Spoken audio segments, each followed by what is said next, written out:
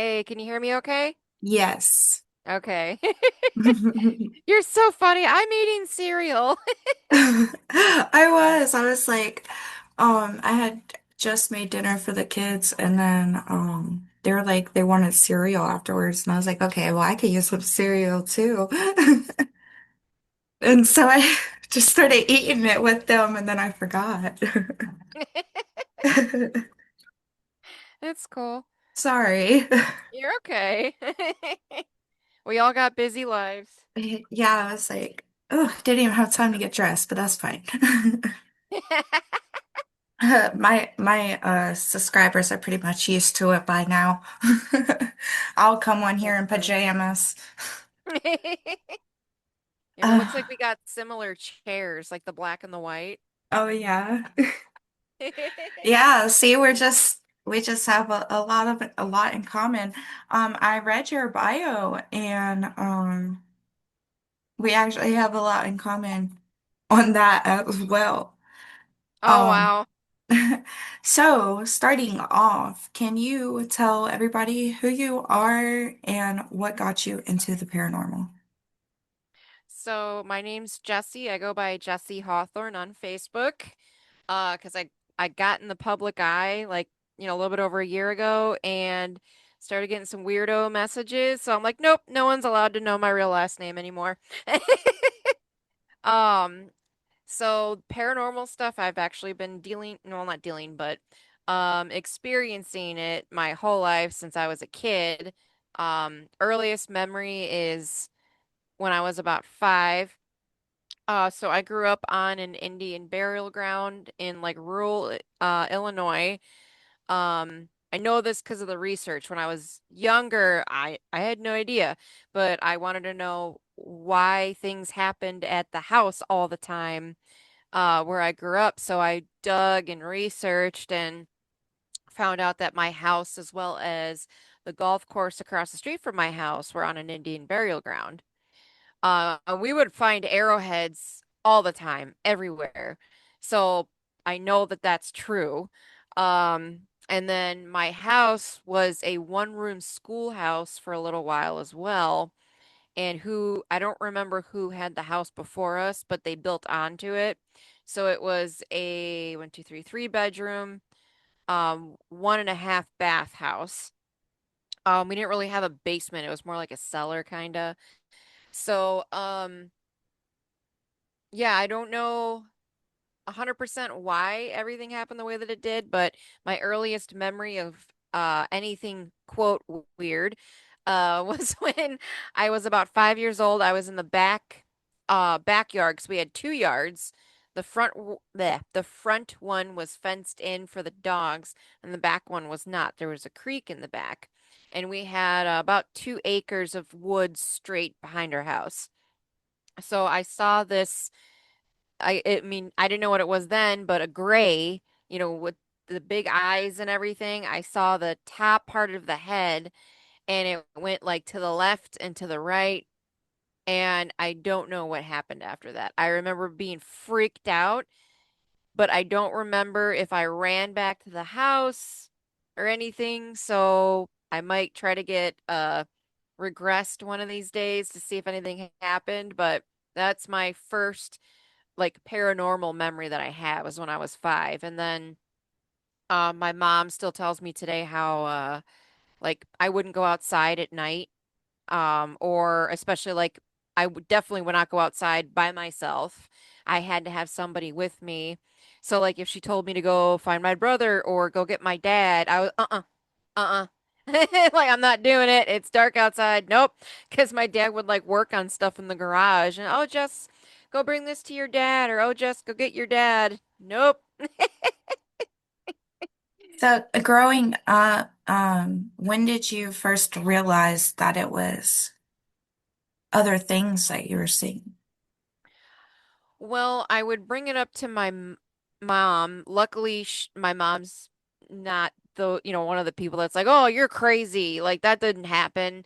She was just like, "Oh, okay," and she like I don't want to say accepted it, but didn't, brush it off that her daughter was nuts or something. And then I would talk about it to my peers and my friends, and yeah, they'd be like, "What? What are you talking about?" Like, "Yeah, there's this 10-foot tall black thing in the woods staring at me." No. It's like, okay. I can't talk about this stuff.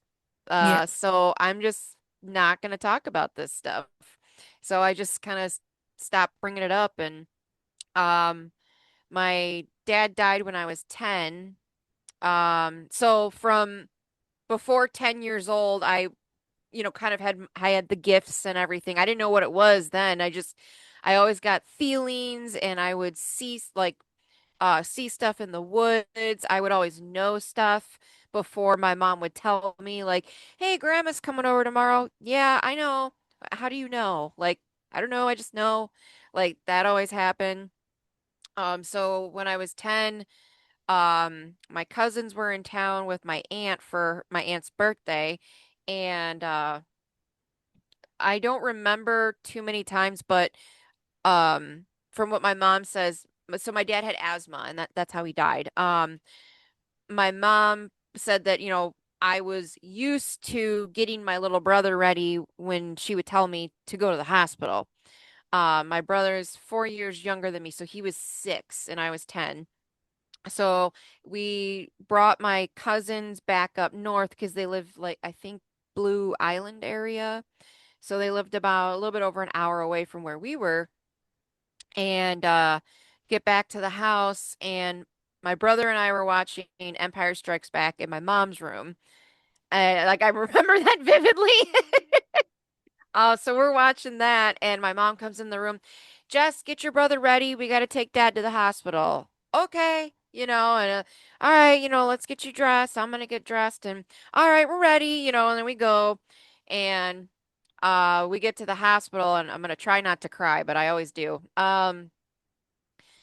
So now that I'm older and realizing a lot of things, I used to think that I busted into the room when I heard my mom scream, because I heard her scream.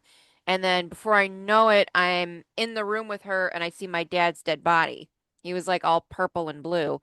Um, but I think now, after I know what I know, this is why I call myself a researcher, because I've been figuring all this stuff out, my whole life. I think I astraled by accident because it's the only thing that makes sense, because I don't remember running back into the waiting room. I remember my mom screaming, and then, like, I was busting in the room and I saw all that, and then I was back in the waiting room.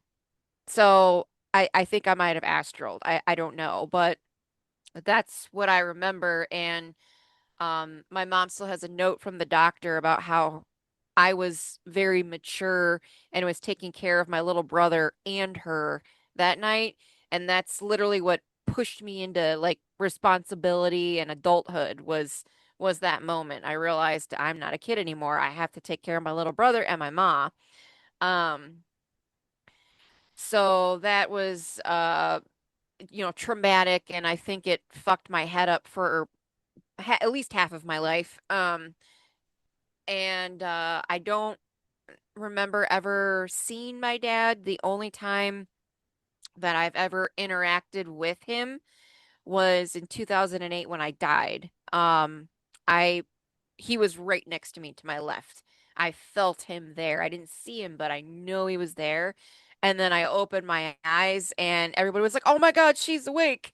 I'll tell you that story in a little bit, but yeah, Matt wants to have me on, like, for more episodes because I've got so much. Yeah, I mean, wow. Um, I definitely understand where I get where you're coming from with seeing and hearing things, and as a kid, people don't understand because that's how it was for me. Because I've seen and heard things since I was like 3, 4 years old. Hmm. So also, I didn't know my real father's side until I got older. Hmm. And turns out that's where I got my, I guess you could say, gifts. from. Oh, that's cool. And yeah, so like growing up with my mom and then, you know, the kids around us and where we live at, that's not a thing here. So, yeah, it was definitely tough having to hide that. And it almost felt like you had to like kind of like block it out in some kind of way because they made you feel I like you were ended up blocking crazy. mine out by accident. It ended up being blocked out until I was about 13 or 14. So from t for about good 4 years, I literally have no memory from those 4 years, barely at all. And I know it's because of the trauma and all that as Mm, well. yeah. Also, I'm adopted. I don't know my bio parents. I have no idea who they are. So I don't know. I wonder where I got mine. Oh, you done research on that? Yep, and I have to pay $300 to the court for them to even unseal my records to get the names of my parents. So, meh. Yeah, Oh, not doing that. oh man. Goodness. That's kind of sad. Yeah, like when I was younger, I really wanted to know. I have like a paragraph. I think I got it from my mom's side. So my mom was Thai and my dad was Ukraine. I know that. My mom, both my parents wore glasses from what the paper says. My mom loved horses and rocks. I horseback ride and I love crystals. So I think if I got gifts, it would be from her side. Same with, I look more Asian than Ukrainian, I guess. Especially if my glasses are off and I had just the black eyeliner, I look very Asian. They're pretty though. Thank you, sweetie. So are you. Oh, thank you. I love your hair. It's so long and beautiful, guys. It goes down past my butt. And then also with living on native land, that's where actually I live on native land that is known to be haunted by an S-walker A at what? Skinwalker. Oh. I thought you Yeah. said S-logger. I'm like, a Oh, what? no, no, no, no. No, no, no. Oh, the S word. Okay. Yeah. Um, so it goes from, as least far as I've noticed, I've seen it on the dirt road in front of our house.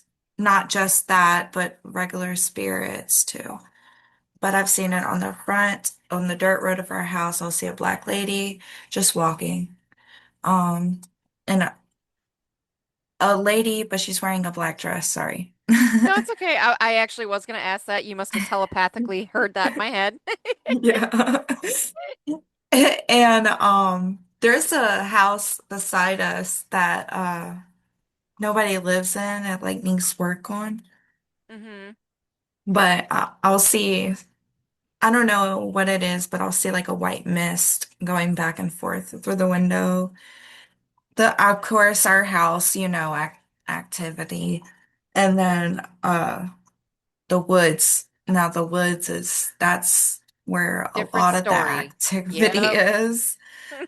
Um, but here, I think pretty much like as far as the houses go, I'm pretty sure like all of them would be considered haunted just because the spirits here, they just go everywhere. Like I'll see spirits that I've seen in the woods in my house. I'm like, dude, what are you doing in here? Like, like, come on now.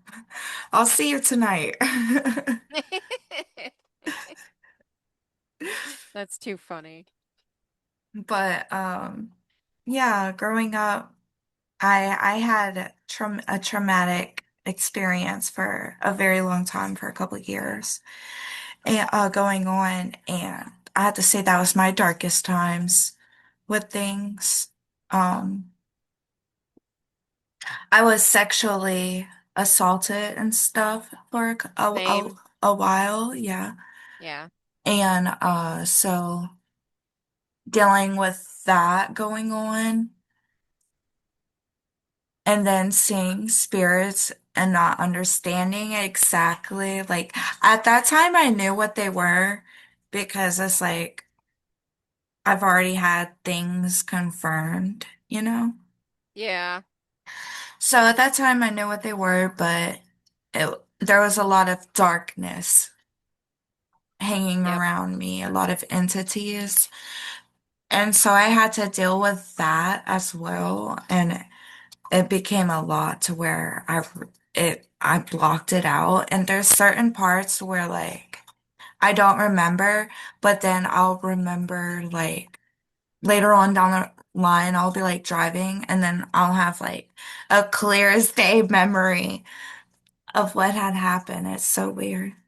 That's exactly how it's been for me too. Like I blocked out a lot of my childhood and like things here and there will pop up or so like I was my friend Bobby, he was my fiance, my first fiance when I was like 18.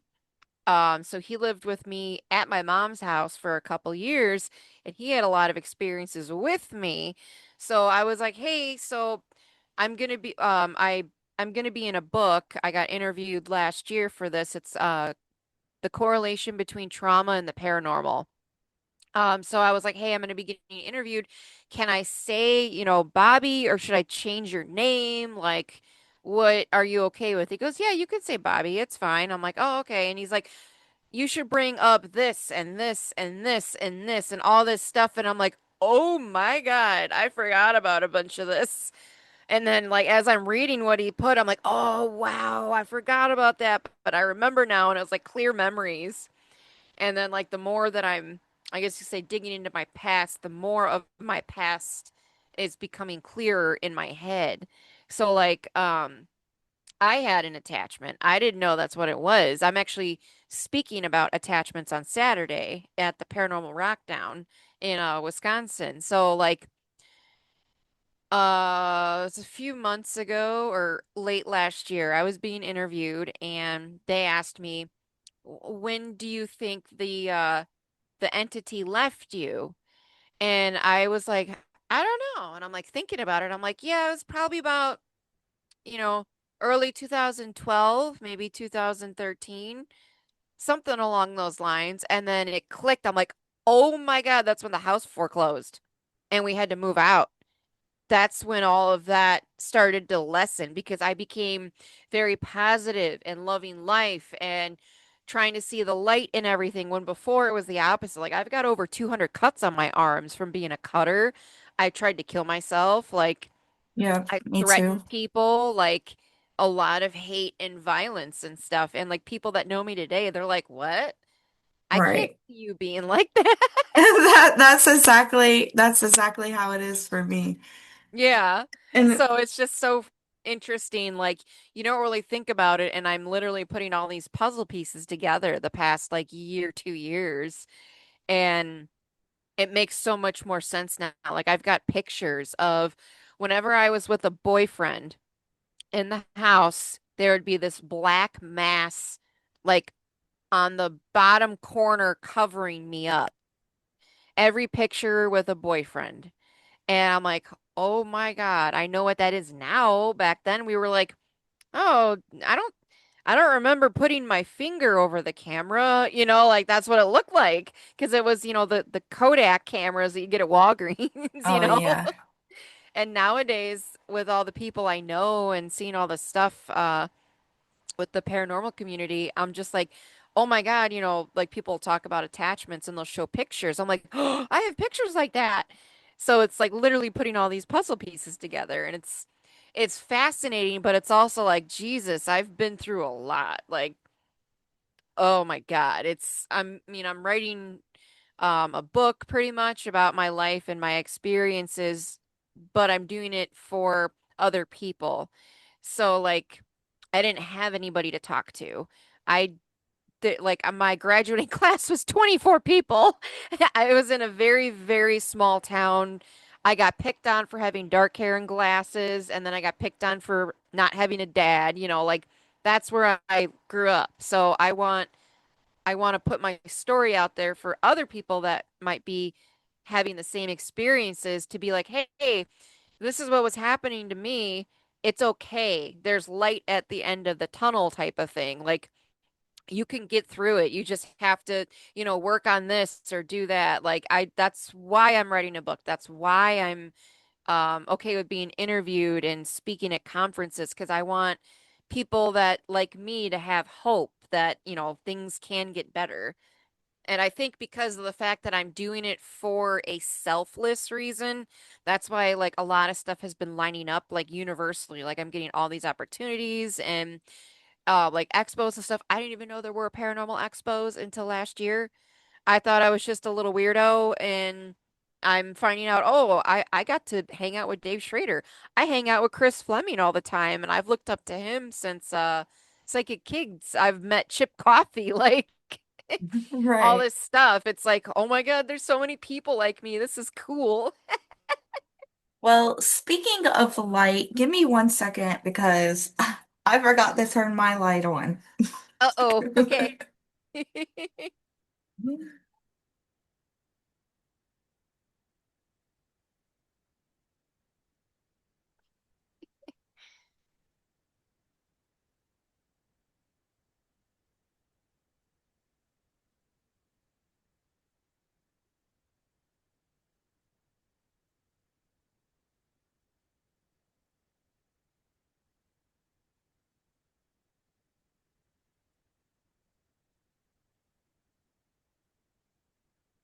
Okay, that's so much better. I can actually see you now. Right, okay. Okay, I was like, why is this so dark? And then I look around, I'm like, oh, all the lights are off. Oops. What state do you live in? North Carolina. That's what I thought. Okay, because I remember Matt saying that. Okay. Yeah, so the native grounds and we don't talk about psychic stuff. That makes sense. Yeah. So, how are, sorry, Okay. um,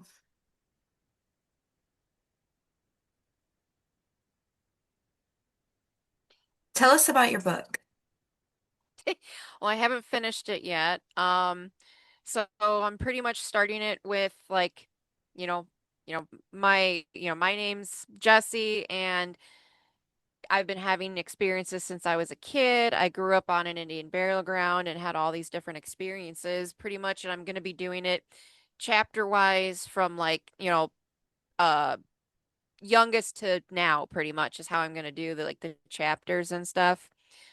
So like one of the I've talked about this a lot, but it's so clear in my mind. Like I said, when Bobby brought this up, I was like, "Oh my God." So my he's pretty much my stepdad now. My mom and him aren't married, but I mean, it's been 12 years, I think, since they've been together or longer. So he lived down the road from us and they were up at Spooner Lake in Wisconsin for fishing. Bobby and I were house sitting because he had a fish tank and a kitty cat and all that. So this was something else that I didn't even really think about until being interviewed about this stuff. Like that shit followed me around. I didn't even realize it.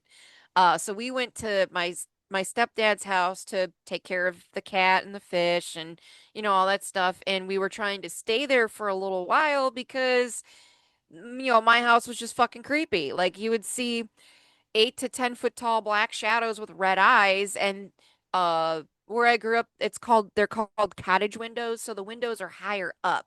They're not like, waist level. You would have to get a chair to look out the window and they would peer in those windows. So I had like rainbow Christmas lights strung around my windows in the bedroom so that would block anything out. And I had a bunk bed as well and I put blankets like along it with safety pins so it was like curtains. you know so I did that so I wouldn't see anything outside. So we didn't want to be at the house, so we were trying to stay there and he had cable, and my mom's I grew up without TV pretty much because being poor and everything, we didn't have TV or internet or anything like that. So we are like, oh, we can watch TV, cool. and we're trying to watch TV and the toilet kept flushing. And we were like, what the fuck? So we go in there and we look and like, okay, this doesn't make any sense. And then we heard a bang on the wall and we were like, okay. And then a book flew off the bookcase and we were like, okay, we're done. We're out. So we left. And as we're driving back to my mom's, it's like 3 minutes away. It's not far at all. Literally, like one road pretty much goes to my mom's house from where he lived. We're approaching the house because there was like woods and then our yard and then the driveway. And Bobby kind of like stopped the car and didn't go in the driveway. I'm like, what are you doing? He's like, I just saw something, like cross the road or something up there. I'm like, oh, okay. So he pulled up a little bit and we were at the second half of the woods because it was like woods, big yard, driveway, house, big yard, woods was how the lineup of it. So he pulled up to the woods section and we look out the passenger window, so my window, and we see this gigantic black figure literally turn its head and look at us, and it had like bluish white eyes. That's the only time I saw bluish red white eyes and not red. And we were like, holy crap. And he floored it. And we literally drove around for 2 hours because we were terrified to go back to the house. He said he saw like something big cross the road and he wasn't sure what it was. And it was whatever that was.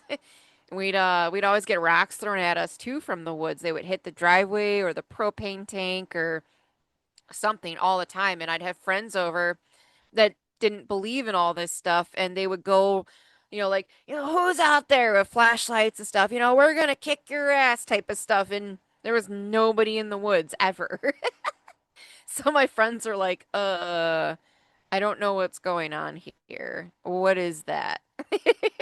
I remember it was not too long ago actually. I camped out in the woods by myself. This lighting is not doing it for me. I don't know what is going on. That's better.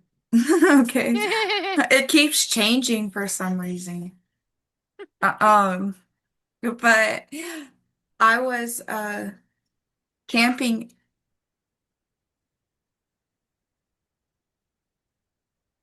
I thought I heard my baby cry for a second. But I was camping out in the woods and alone. I was just like doing a little video. I was like, well, like I'm kind of short on content right now, so what's something that would be fun for me to do? And probably would be interesting for somebody to watch. And I was like, well, I'll just go camp out in the woods with the skinwalker. And it was at a certain point, I had heard something and I had fell asleep. I woke up, got up, and I saw something. It was all I saw. It was dark outside, but you know how like you could see black on top of the shadow? Yep. Yeah. So it was like a tall figure. I'm really short, so to so to me, it being like 20 feet away, I would say maybe it was like 8 tall. Yeah. But that's, I'm short, so it could have been a little shorter than that, but for that's tall. But no, it was really tall and it had bright orange eyes. And it stared at me for a second and I stared at it and then it got real small and then it disappeared.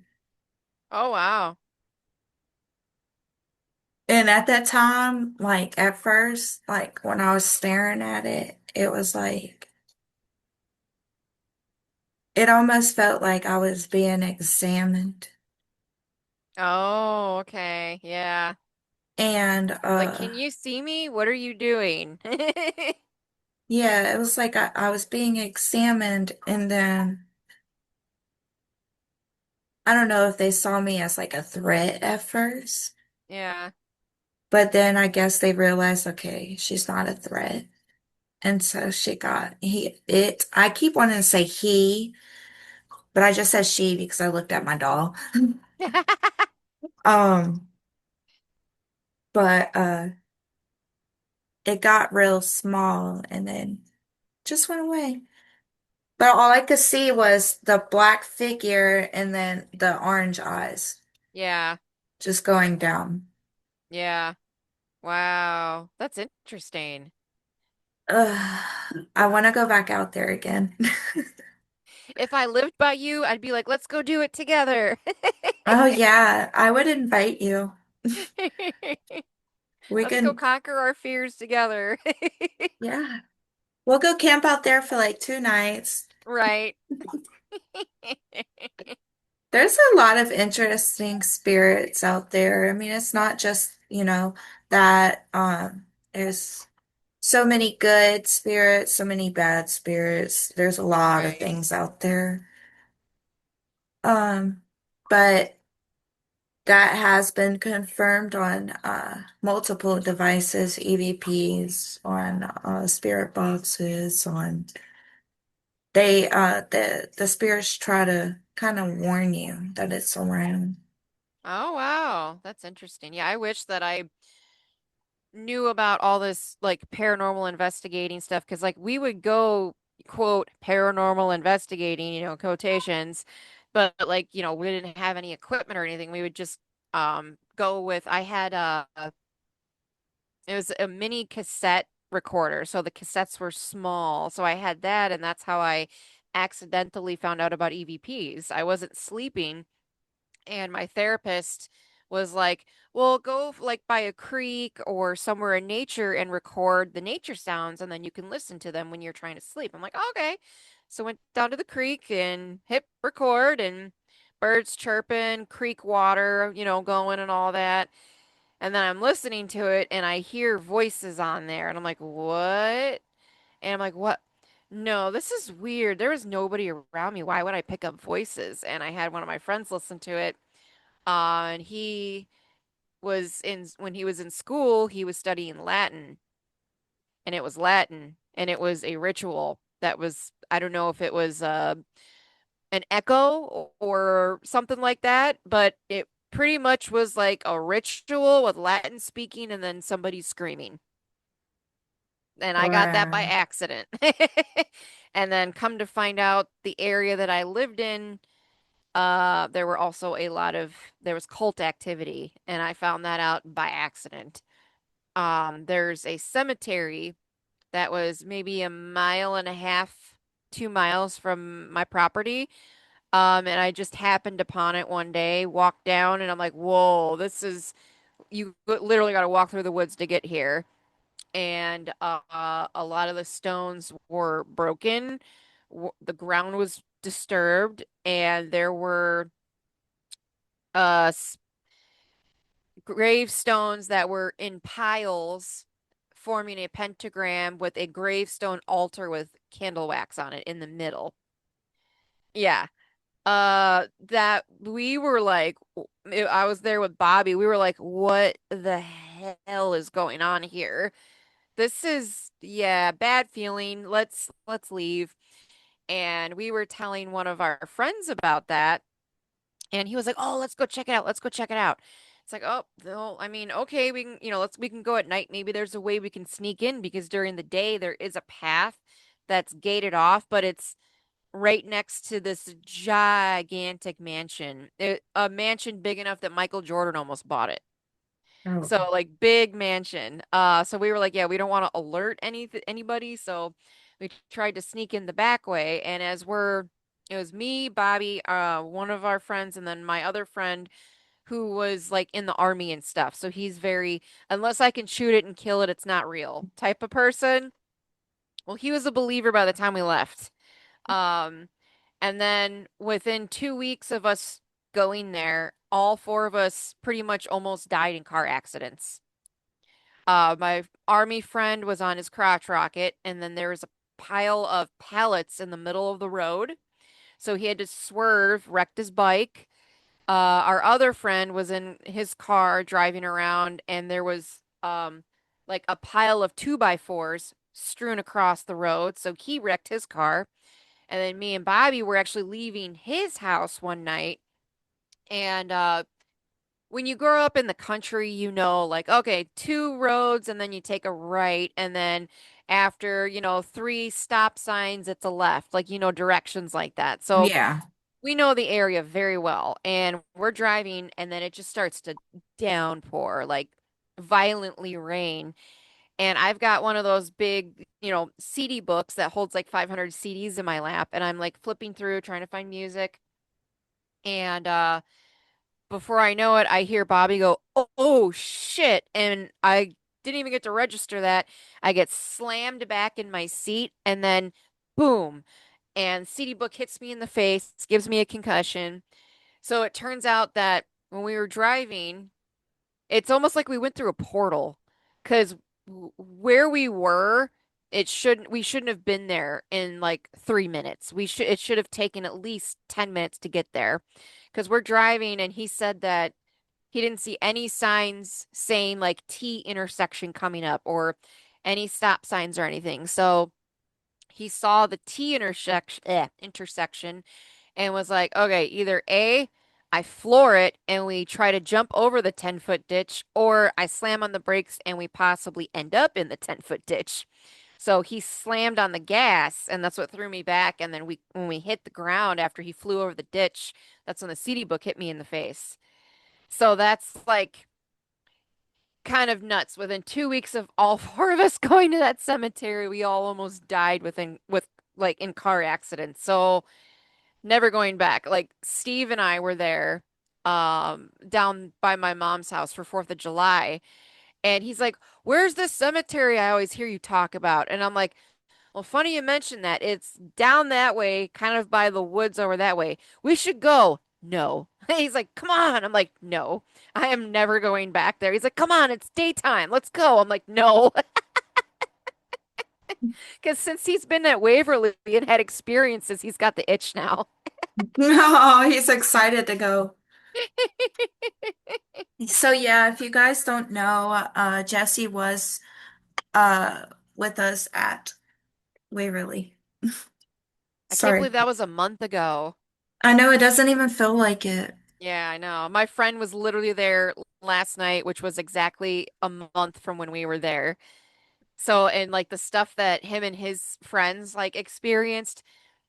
So, me, that fourth floor, I couldn't, oh man, was that the most uncomfortable I have ever been like since my old house. Like it was just gut-wrenching, freaking like a million people are right around you, like they're so close to you, you can't breathe type of feeling.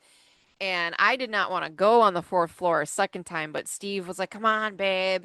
I'll hold your hand. We can do it." And I'm like, Fine. I know you're enjoying yourself, and I don't want to be the poopy party over here." So, and then my Oh, friends that are there were just there. I guess they got that feeling on the third floor.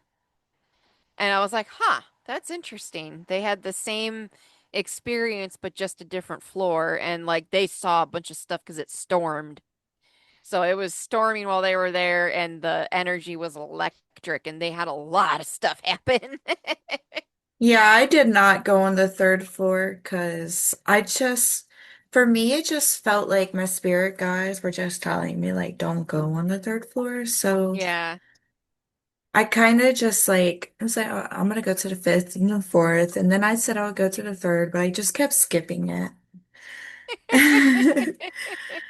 But I was like, I want to go back and explore everything that I didn't. Right. Right. Well, I think Steve and I are going to get it for next year. Matt told me pretty much how you book it, and it's not that horrible price range, like for a Tuesday or a Wednesday.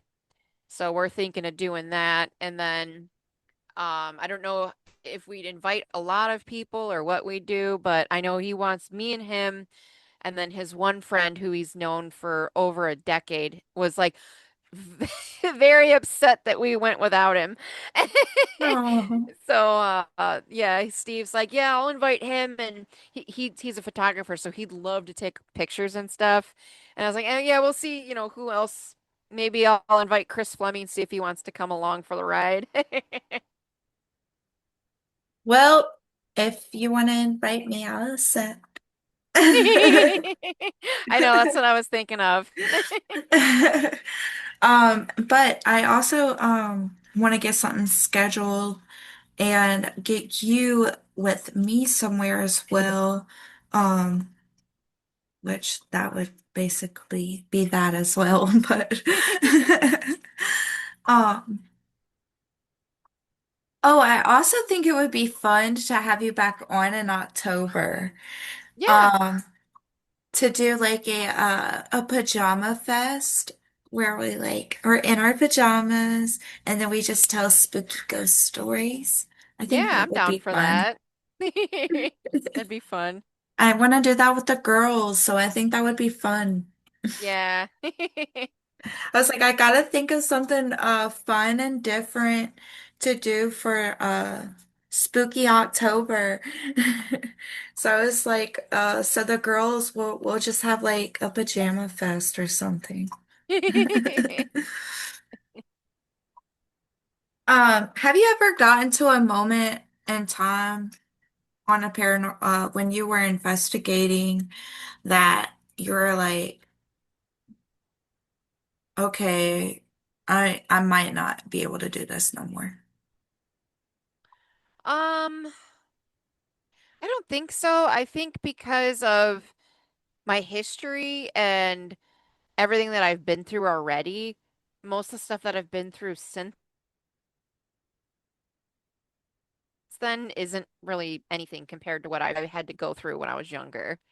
Especially like having nobody to talk to about it until Bobby when he would experience the same stuff. Um, like the only time that I've ever felt like, yep, nope, I'm done was literally on the fourth floor at Waverly Hills. And it Um, was just like, all right, I'm done with this floor. And Steve was like gripping my hand. Nope, we're gonna walk this whole hallway. I'm like, I hate you right now.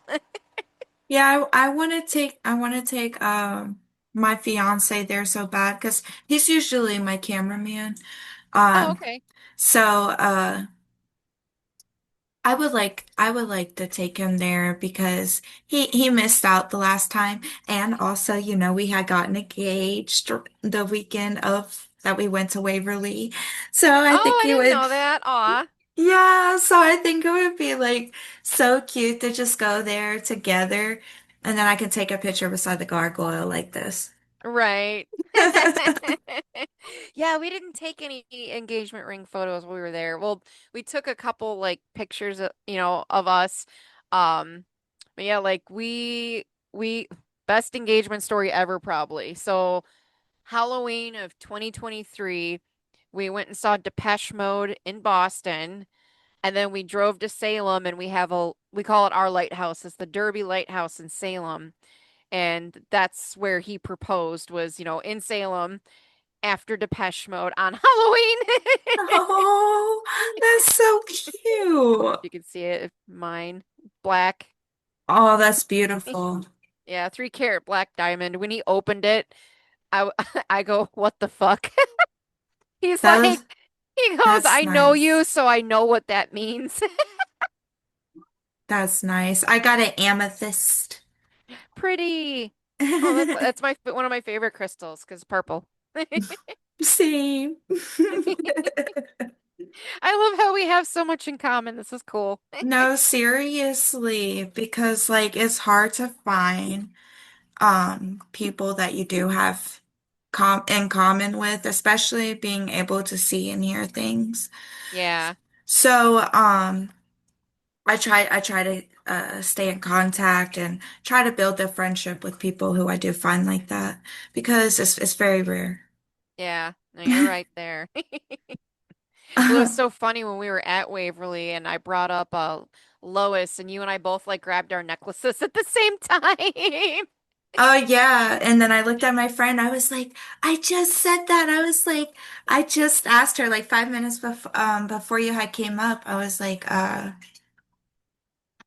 I was like, did you connect with the spirit named Lewis? I mean, I said I connected with the spirit named Lewis. I have the most tongue twisters, sorry.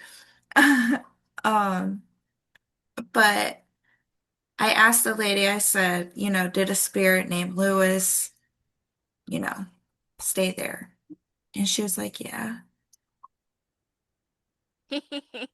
And then when I heard you say that, I was like, I just said that. And then, but I noticed too, like when I first got there, spiritually, I connected visually with you the most. Hmm. Um, which is kind of why because I have this very social anxiety, which is why I pause and stuff a lot. Okay. Um, so,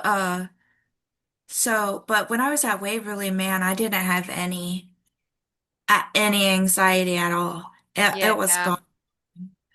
And, but I felt so comfortable that I talked to you. I was like, yeah, I like your hair.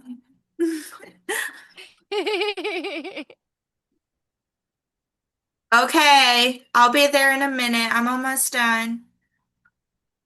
Sorry. No, you're good. You got Okay, kiddos. three of them. Oh, wow. Do you have any kids? Nope, just my cats. Lucky. 38 with cats. Oh man, I'm 26 with three kids. Oh, wow. Yeah, but I lo Oh, man. I love them. I love them, but man, it's hard sometimes. Oh, I bet. It I can really imagine. is. I got two boys and one girl. Yeah, you got no time for you. Oh man, and they're all really young too, so Okay, yeah, so they need you like constantly. yeah, it's like they're all under 7. Okay, yeah.